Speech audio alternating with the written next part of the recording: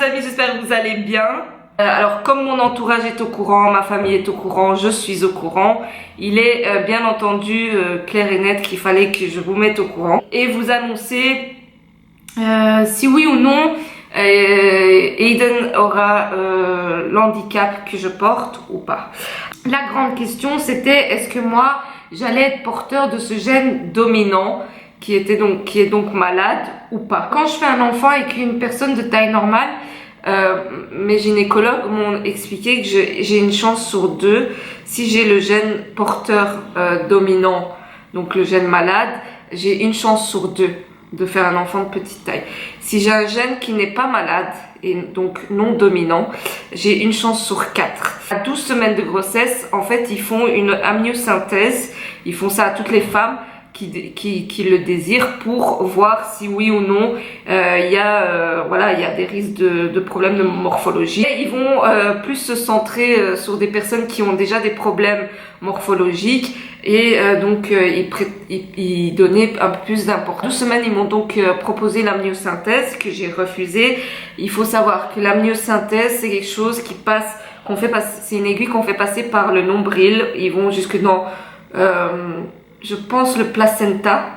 Ils retirent un liquide ou je ne sais quoi et de là ils savent vous dire si oui ou non le handicap sera transmis ou pas, ou s'il y a des problèmes morphologiques ou quoi que ce soit. Je suis tout simplement dit, 27 ans, tu as appris que tu attendais un petit garçon et on va tout simplement laisser faire la vie. J'avais très peur d'apprendre que j'aurais pu transmettre mon handicap, non pas parce que je ne l'aurais pas assumé, mais parce que c'était de nouveau quelque chose avec laquelle j'aurais dû me battre pendant des années. Est-ce que tu as finalement ce gène dominant qui aurait transmis l'handicap à ton bébé? Et la réponse est que pour Aiden, je n'ai donc pas transmis mon handicap. Mon fils sera de taille normale. Mon fils ne sera pas une personne de petite taille, donc il ne sera pas achondroplase. Puis je suis heureuse d'apprendre qu'il va très bien, qu'il grandit très bien. Il est même un peu plus grand que la moyenne pour pour le moment.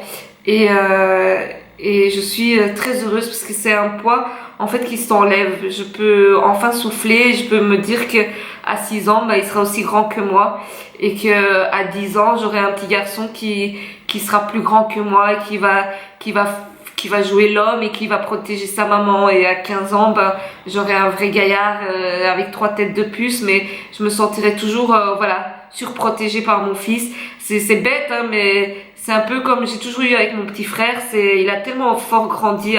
À 6 ans, il était aussi grand que moi. Et puis aujourd'hui, il fait 4 têtes de puce ou 5 têtes de puce. Et j'ai l'impression que voilà, c'est un homme et qui me protège. Donc, et puis c'est aussi le fait d'être maman et de se dire, ouf quoi, ouf. Je souffle, je peux continuer à m'épanouir et pas me préoccuper de tout ce que j'aurais dû me préoccuper si j'aurais mis un enfant de petite taille au monde. Aujourd'hui, je lui épargne plein de choses.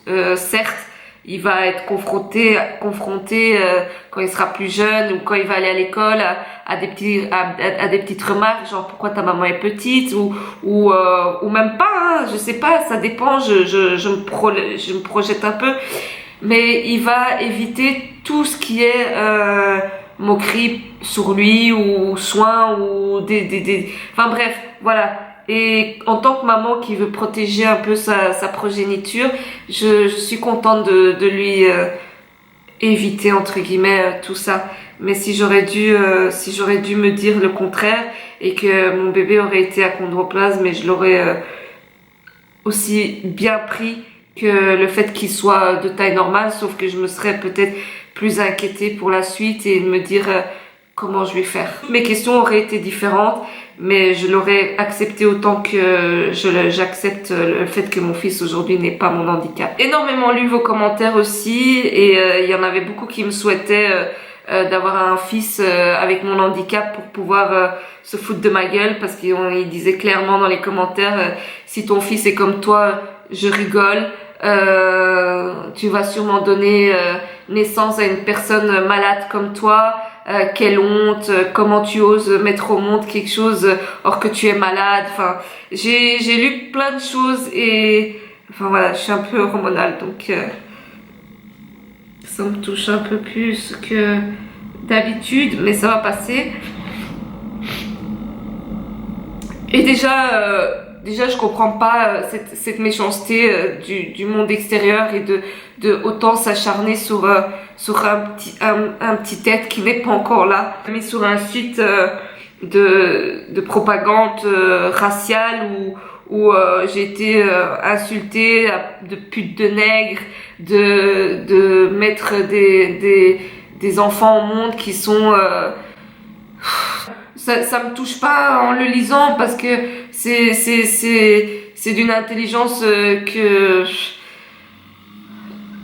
c'est d'une intelligence fatigante en fait, et il n'y a pas que moi. C'est dès qu'une blanche est avec un Renoir, ou dès qu'une blanche est avec un musulman ou un arabe, ben on se retrouve sur ce site. Donc ça me touche même pas, et c'est pas par rapport, c'est plus facile parce que j'ai un handicap, donc ça fait plus parler. Mais d'entendre que je suis une putain nègre et que mon fils sera un mulâtre ou je ne sais quoi, je m'en fous, parce que moi aujourd'hui je suis heureuse de mettre au monde un petit métis, d'être une maman solo, d'assumer tout mon rôle de maman, d'être entourée comme je n'ai jamais été entourée, que mon fils soit attendu par tout le monde, que tout le monde soit heureux autour de moi, et que je puisse enfin m'épanouir en tant que mère. Ben tout le reste, je m'en fous. Et c'est juste parce que là, je suis hormonale et que tout me touche un peu plus. Je pleure même quand une vache accouche, ou quand n'importe quoi se passe. Sur mes réseaux sociaux, d'ailleurs, je vous invite à me suivre là, sur les réseaux sociaux. Je vous partagerai sa naissance, je vous partagerai des photos. Je suis pas égoïste et je sais que vous attendez cette arrivée autant que moi, même plus que moi. Et je vous remercie d'ailleurs d'être aussi au taquet et aussi bienveillant. Mais c'est vrai que sur YouTube, je sais pas encore. Je sais pas encore comment je vais faire. Hâte de rencontrer mon fils, que je sens depuis maintenant 8 mois. Et c'est vrai, comme je dis à tout le monde, j'ai pas vraiment peur de la césarienne, parce que je vais accoucher par césarienne.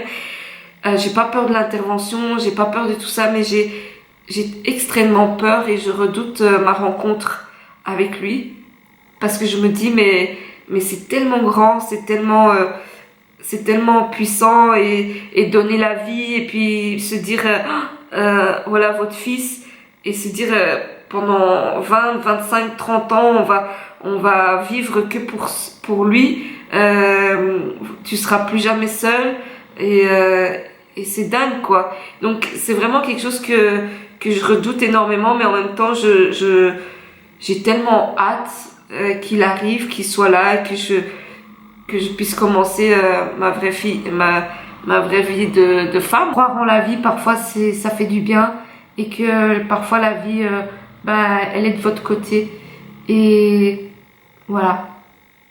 Je voulais juste venir vous annoncer ça, parce que vous faites partie de ma vie aussi, et vous avez tout autant le droit de le savoir que qui que ce soit.